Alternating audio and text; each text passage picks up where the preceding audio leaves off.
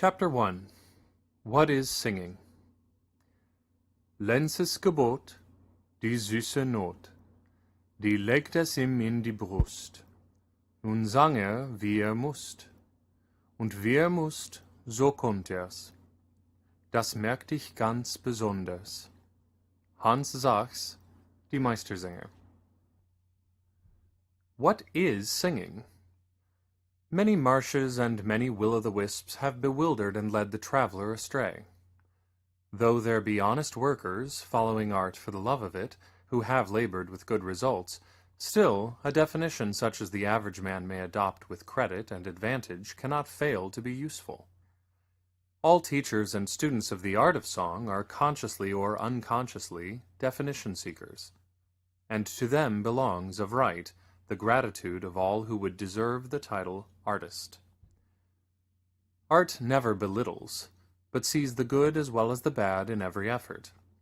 True it is that certain opinions, the very essence of which makes them subversive of the singer's highest good, are apt to make us forget that large charity, without which all effort is vain.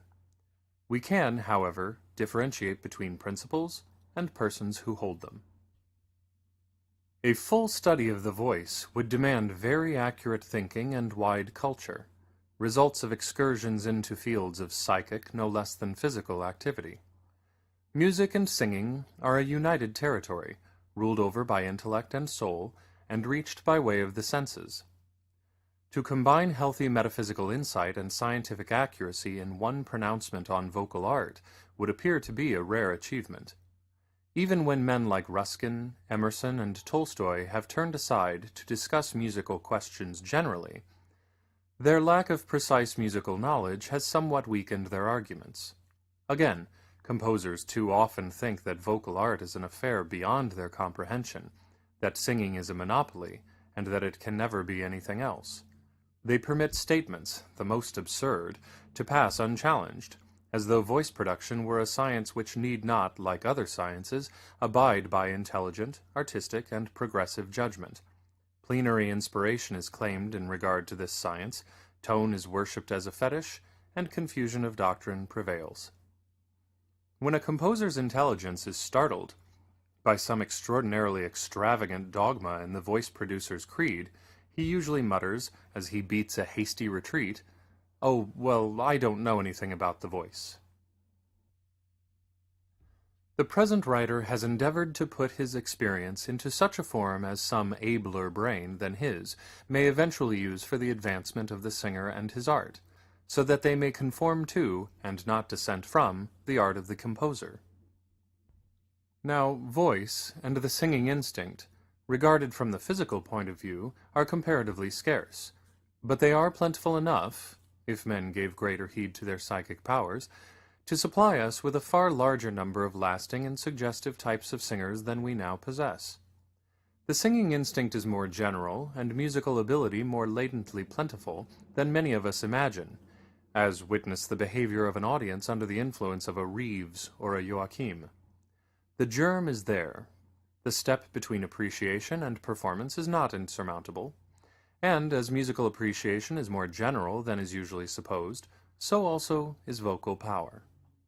Given a fairly keen sense of pitch and rhythm, in other words, modest musical intuition and capacity for work, singing becomes a mere matter of practical development under the guidance of linguistic and imaginative thought. Footnote. Without doubt, special endowments exist. What is suggested is this. Voices and vocal ability are easily accounted for, as will, it is hoped, presently become clear in this volume. Quote, "A voice is the gift of God," end quote. So are the predisposing causes of voice. Cultivate these, and voice follows. The alleged fact that the world has always been ruled by emotions is no argument for continuing the sovereignty, especially as the word emotion means so little to the average man. Sensuous frenzy and nervous excitement are very necessary in their place, but they are not the whole of art. Nor is hypnotic vocal power the whole of singing, which must be histrionic, pictorial, plastic, as well as temperamental. If a life of varied experience has made the elements necessary for a singer's equipment fairly clear to the present writer, in this book will be found some results of mental struggles undergone in the endeavor to find such a voice as would reflect the mind in its workings.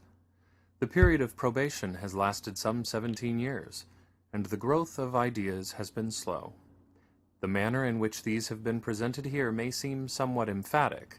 If so, the writer trusts he may be forgiven. We all find it difficult to detach us from our age, and are therefore ourselves, when disposed to disagree with it, not over easily convinced. Some emphasis, accordingly, a man must have. What, then, is singing? A consideration of what we know of ancient and modern song, as well as an analysis of the writer's experience while in pursuit of voice, and dominion over it, will help us to a definition. It has been said that singing is a sustained talking on a tune. This is a commendably plain statement. Its value would have been increased had the author supplemented it by others suggestive of the poet, the philosopher, and the artist. The ground is overrun by empiric theories, and, quote, too much of that which men say of voice culture is indefinite. Footnote.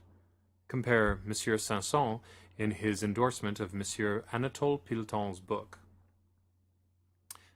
How often the principle which underlies technique is lost in a multiplicity of details, and how seldom we are favored with an all-embracing law which we can seize upon and carry about with us. Singing primers, with their scales and exercises, fail to realize the value of organic principles tending to promote safe growth. Scales, like razors, are useful to those who can handle them, but in inexperienced hands they are dangerous. Quote, singing is a sustained talking on a tune, helps the student to a clear view at the start. Keeping this in mind, he gives a simple and a fairly convincing reading of a song. This type of singing has its value. True, its fault is amateurishness, but it not infrequently happens that amateurs can give a juster reading of a piece of vocal music than many a professional. A cultured amateur will often, with a voice of limited quantity, give a better balanced reading of the text. Plenitude of voice does not always ensure plenitude of brains. It would even appear that the possession of the former tends to minimize the desire for the cultivation of the latter. When to the possession of a large and telling organ a fair amount of intelligence is added, and when, moreover, the sensuously pathetic appeal is present in the voice, the result is that a class of singing finds a vogue similar to that of ballad singers. They talk on a tune, and so get at the hearts of their audience, whatever may be said of their brains. Yet, while exponents of this school go far, they do not go far enough. They lack the sustaining line, which appears only when unity of impression succeeds diversity of expression, i.e., when one whole picture takes the place of a series of sketches, or, one had almost said, splashes of color. Footnote. When we speak of line, we mean that, mentally and vocally, words and notes hang together, so to speak, with the result that, instead of hearing disjointed notes, we hear sustained phrases. This process is educative and reacts on man's intelligence, so that we finally hear not merely disjointed phrases, but a complete unit. The serial character of the performance is discounted, and every song becomes a perfectly rounded and homogeneous product. End of footnote. Now, this ballady singing, i.e., sustained, in one sense, talking on a tune, is often called natural, a misleading term, for that which appears on the face of it to be natural to a large majority will often prove on examination to be most unnatural. Perhaps it might simplify matters if the word common were substituted for the word natural. It is not edifying to note the average definition given to this term. What is natural and what unnatural? That which is natural to one is not natural to another, heredity and surroundings affecting the issue to a large extent. Is the natural, in the popular sense, always or even ever right, desirable, artistic? What is to be the touchstone? What the standard from which there can be no appeal? Surely not individual taste or tendency, physical or psychic, not personal partiality or prejudice, not the wishes or desires of one man or of one school, not the particular, but the universal. All phenomena in the way of opinions, those of the individual as well as those of a class, must be compared and contrasted and their one common denominator discovered. In other words, the student will examine all the phenomena, eliminate non-essentials, and weld the remainder into law. That which remains is natural, so far as it goes, until fresh discoveries make a change in the definition necessary. This residue will be found to be simple, bearing the stamp of unity, form, and comprehensiveness. All who possess normal senses and intellect, and have secured for themselves due poise by means of culture, possess also the faculties of discernment as to what is natural and what is not. And yet, caution must be exercised, lest we come to a narrow decision. For manifestations of the natural, as well as signs of men's discernment of it, vary in degree, if not in kind, according to conditions of climate, heredity, and environment. These two principles, vis-a-vis perception of the natural, together with varying manifestations of it, lead insensibly to the principles of criticism and selection, so that finally national, no less than individual tendencies, have to be called into question, and the history of cosmic development appealed to, in order to decide what is really natural and what is not. For the evolution and the preservation of the highest good work, as an unvarying law of nature, and accordingly everything in the kingdom of natural manifestation, must be referred to this principle for judgment. For the seeker after artistic truth, it is eminently wise and scientific to discover the highest pronouncements of the highest representative groups of human beings, so that he may enrich his own view with the views of those who have touched high water mark in the world's achievements. Footnote: Prophets, men who love truth, are a necessity in art as well as in religion. They are also inevitable. The earnest student will not bow to popular judgments. It is often said, "The people are always right." This is only true in a sense which begs the question. "The people are never right" is nearer the truth. Let it be conceded that the highest ideals finally triumph in public estimation, yet the time taken by the public to realize the greatness of objective art emphasizes the zeal and educative power of individual performers rather than the innate perspicacity of the masses. Public judgment is by no means conclusive as to the naturalness of a performance.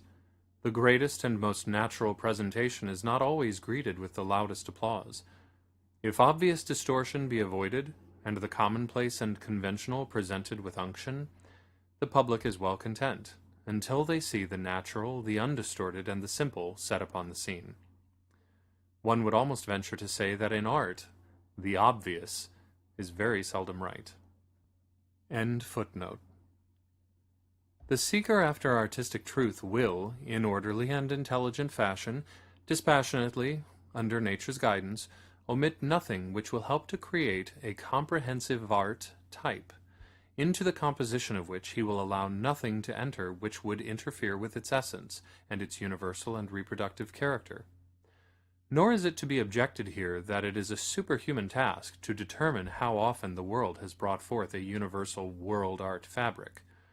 The task is possible to those who hold the balance true between the how and the what in art, and the why.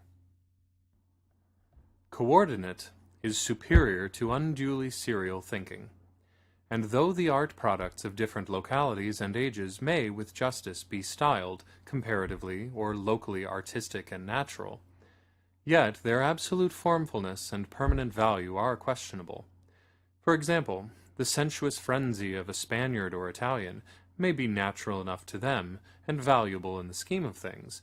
Let, however, the conventional everyday Italian or Spaniard attack an aria by Bach, and there would be murder most foul and unnatural.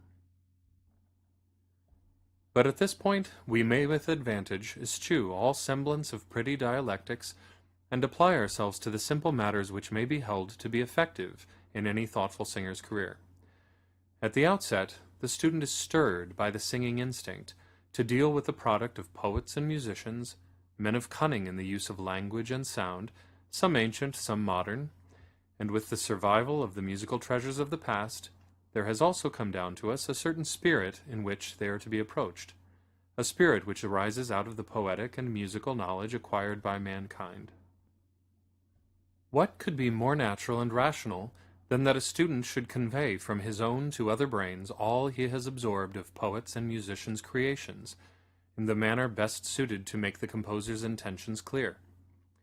All who are serious students start from one point, viz., that the individual is a responsible unit in the world, that he is a means to an end, as well as an end in himself, that everything which by surviving has proved its right to live is meant for edification, and that accordingly all fine creations demand perpetuation. The singer must therefore be the middleman, and he will seek to convey the creations of genius in such a way that the listener is enabled to hear and feel, fundamentally, what the author and composer felt when placing their creations on record. This is an unvarying canon of interpretation.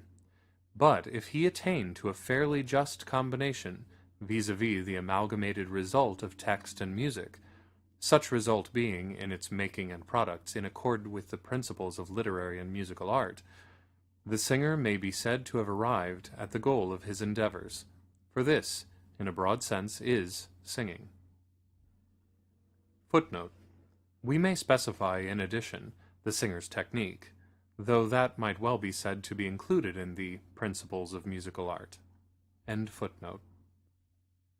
Guided, therefore, by universal experience, by mankind's culminative methods in pursuit of knowledge and its fruits, and by the results of those methods, we now recognize as natural elements, elements harmonizing with nature as a whole, in music and singing, a.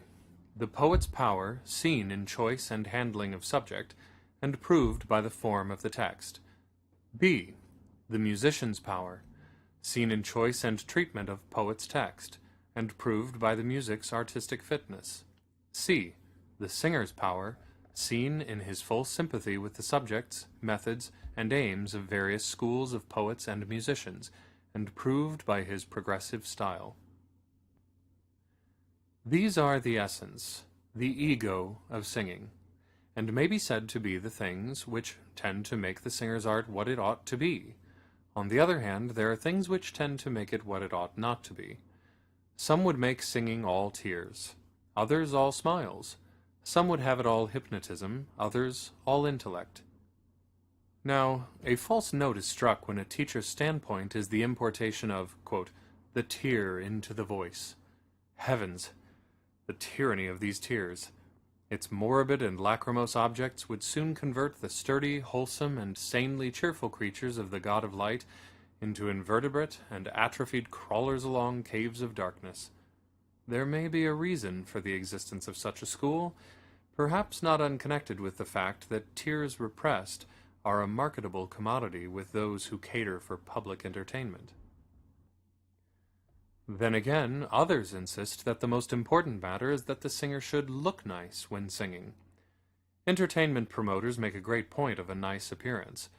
Nay, the student need not fear that we desire to spoil his beauty, we ask him to preserve it. But this he cannot do if the starting point be the pursing up of the features into the semblance of a smile. If you depend on the evolution of your character to manage the look on your face, we shall have some nature in it, as well as in your voice, and not the grin and mimetic note of our simian ancestor. Possessors of telling voices and of engaging personalities are apt to depend on these entirely, while those who have a strong intellectual bent use it to the exclusion of all legitimate, personally hypnotic beauty or charm of voice. There cannot be any doubt that it is a prodigious error to take one fixed idea, tragic or comic, and to make that a basis for a student's training. He who makes his voice the tool of any one sentiment, even though that sentiment be a safe investment, commits a crime against his voice, nay, against his character, and against nature. Singers classify themselves according to supposed limitations. Each finds his métier and lives up to and on it. Any singer, of ordinary physique and mind, should be able to delineate clearly any character. Such and such a role does not suit me, is a statement which one often hears. It is marked by indolence and apathy. For any role within a singer's vocal range should suit an artist. To some of us, at all events, it is clear that varied and even universal expression is the only kind of work to which any person of common sense would care to devote his life. Bel canto, of which we read so much, meant and means versatility of tone. If a man wish to be called an artist, his voice must become the instrument of intelligent imagination. Perhaps there would be fewer cases of vocal specializing if the modern craze for voice production, apart from linguistic truth, could be reduced. This wondrous pursuit is, as things stand, a notable instance of putting the cart before the horse.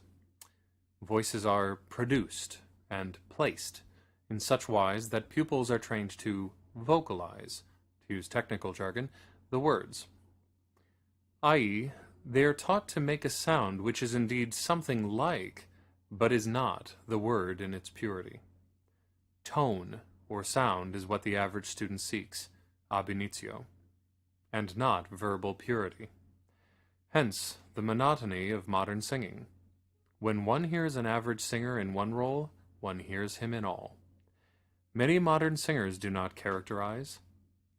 This charge would be inadmissible if they breathed properly and spoke the words with correct atmosphere, nor would it be possible in such a case to accuse them of pretentious or fictitious pronunciation and expression.